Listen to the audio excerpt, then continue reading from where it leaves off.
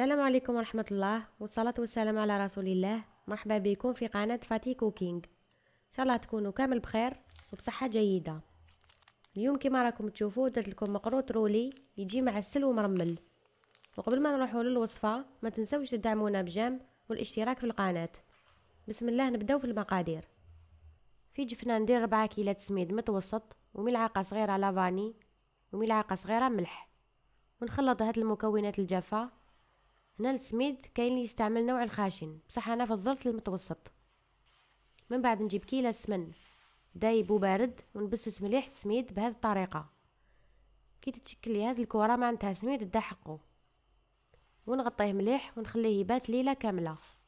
وانتوما اذا كنتم مزروبين تقدروا تخلوه على الاقل 6 سوايع. هنا بعد ما ارتاح نبدا نشمخ في السميد بالماء والماء زهر حتى تتشكل عجينه.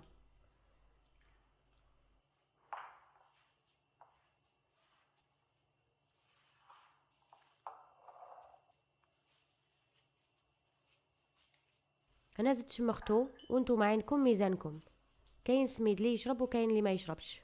هنا غطيت العجينه ما بيد ما نجيب الحشو اللي هو الغرس اللي كنت حضرته، ودرت له كميه صغيره من الجلجلان وشويه قرفه وملعقه كبيره سمن دايب، ونفتح مليح بهذا الشكل.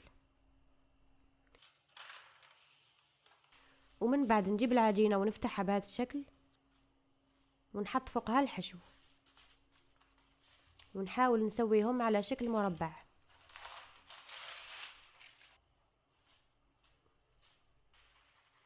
ونبدا نرولي فيه ونعاون روحي بكيس بلاستيكي باش يسهل عليا العمليه.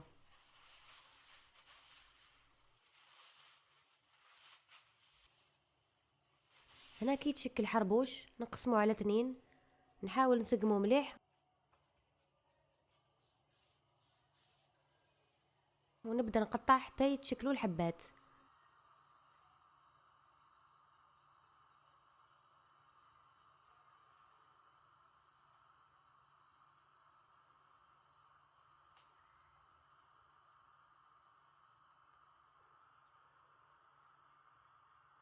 ومن بعد نقليهم في زيت تكون سخونه، ولازم الحبات يغطسوا مليح في الزيت، ونخليهم يطيبوا على نار متوسطه، ما تكون قويه ما تكون قليله.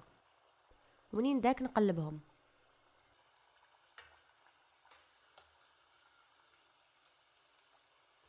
وكي نشوفهم تحمروا نحيهم ونحطهم في الكسكاس يقطروا. ومن بعد نعسلهم مليح ونديرهم في الكيسات ونقدمهم.